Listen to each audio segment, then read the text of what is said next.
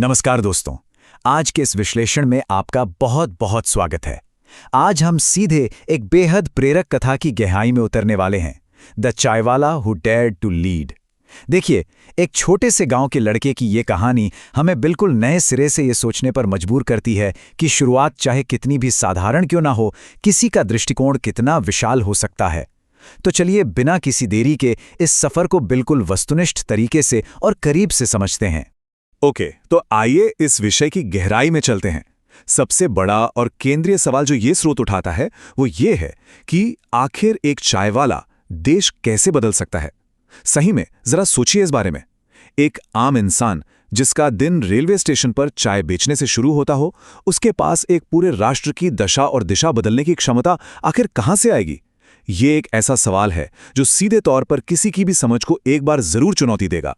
आइए देखते हैं कि इस कथा के माध्यम से इसका क्या जवाब निकल कर आता है। तो कहानी का पहला हिस्सा शुरू होता है यहां से। एक छोटी शुरुआत, एक बिल्कुल साधारण परिवेश। स्रोत के मुताबिक इस नायक की कथा एक बहुत ही छोटे से गांव और एक आर्थिक रूप से कमजोर परिवार से शुरू होती है। अब तस्वीर कुछ ऐसी है। बचपन से ही ये लड़का रेलवे स्टेशन पर अपने पिता के साथ लगातार चाय बेचता था।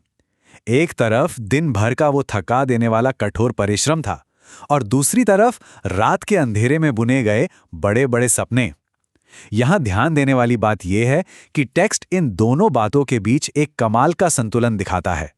मेहनत और आकांक्षाएं दोनों साथ साथ आगे बढ़ रही थीं। यहां से हम आते हैं दूसरे पड़ाव पर, सुनना और समझना, यानी आसपास की दुनिया की एक गहरी समझ विकसित करना। अब यहाँ जो सबसे ज्यादा दिलचस्प बात निकलकर सामने आती है वो ये है कि वो लड़का स्टेशन पर सिर्फ एक आम विक्रेता की तरह चाय नहीं बेच रहा था। स्रोत के अनुसार लोगों को चाय देते हुए वो असल में उन्हें ध्यान से सुन रहा था। उनके दुख, उनके नए सपने और यहाँ तक कि देश की बड़ी परेशानियां। सोचिए, एक साधारण काम करने वाला व्यक्ति अपने ही समाज का एक बेहद गहरा और जागरूक श्रोता बन रहा था। ये उसके विकास की एक बहुत बड़ी कड़ी थी। और ठीक इस पॉइंट पर कहानी में एक आंतरिक बदलाव आता है। दो रास्ते हैं, क्या बैठकर शिकायत करनी चाहिए या फिर सक्रिय रूप से हिम्मत दिखानी चाहिए। हजारों लोगों की परेशानियां सुनते सुनते इस नायक को यह एहसास हुआ कि बैठकर सिर्फ निंदा करने या शिकायत करने से तो स्थिति नहीं बदलेगी, है ना? देश की दशा सुधारनी है तो एक ठोस कोशिश और हिम्मत की जरूरत पड़ेगी।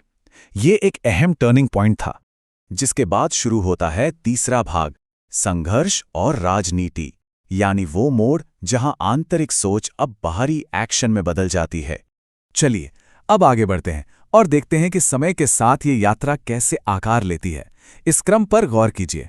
पहले स्टेशन पर चाय बेचते हुए बीता बचपन, फिर बड़े होने के दौरान वो लंबा और कड़ा संघर्ष, उसके बाद राजनीति में प्रवेश और अंततः एक नेता के रूप में उभर कर सामने आना। ये क्रमबद्ध विकास बिल्कुल वैसे ही ट्रैक किया गया है जैसा स्रोत हमें विस्तार से समझाता है। चाय वाला क्या बदलेगा देश? एक पल के लिए रुकिए और इस तंज की गहराई को महसूस कीजिए। जब इस व्यक्ति ने राजनीति में आगे बढ़ने का निर्णय लिया तो शुरुआत में समाज और आलोचकों ने उसे ठीक इसी नजरिए से देखा। ये चंद शब्द उस चुभने वाले सामाजिक प्रतिरोध और मजाक को बिल्कुल सटीक तरीके से दर्शाते हैं, जिसका इस मुख्य पात्र को लंबा सामना करना पड़ा। आमतौर पर इस तरह का भारी विरोध और उपहास किसी का भी हौसला तोड़ने के लिए काफी होता है।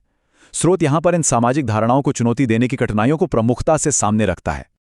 और अब हम इस विश्लेषण के आखिरी और चौथे भाग में पहुंचते हैं, सोच और सफलता। यहां बात होती है उस निष्कर्ष और अंतिम बदलाव की। तो यहां सबसे अहम बात यह है कि स्रोत हमें साफ साफ बताता है कि उस कड़े मजाक और निश्चय तोड़ने वाले विरोध के बावजूद उस चाय वाले ने हार मानने से इनकार कर दिया, बिल्कुल इनकार। उसका यही हार न मानने का दृढ़ निश्चय वो सबसे महत्वपूर्ण कड़ी थी जिसने अंततः उसे देश के नेता के रूप में स्थापित किया। ये दिखाता है कि लगातार प्रयास से कठिन सामाजिक और आर्थिक रुकावटों को भी पार किया जा सकता है। और ये कथन इस पूरी बात को बहुत ही शानदार तरीके से इलस्ट्रेट करता है। छोटा शुरू करना गलत नहीं होता, छोटा सोचना गलत होता है। इस पूरी कथा का मुख्य सार इन्हीं शब्दों में छुपा है। स्रोत ये स्थापित करता है कि एक शानदार शुरुआत से ज्यादा एक विशाल दृष्टिकोण महत्व रखता है। किसी की आर्थिक या पारिवारिक शुरुआत कितनी भी साधारण क्यों ना हो, उसकी सोच का आकार ही उसकी दिशा और उसकी मंजिल तय करता है। इस पूरे विश्लेषण को समाप्त करते हुए एक बहुत ही गहरा और थोड़ा सोचने पर मजबूर करने वाला सवाल सामने आता है। क्या सच्चा नेतृत्व किसी के मूल रूप यानी उसकी प्रारंभिक शुरुआत से पैदा होता है, या फिर एक बेहतर भविष्य की कल्पना करने की उस आंतरिक हिम्मत से?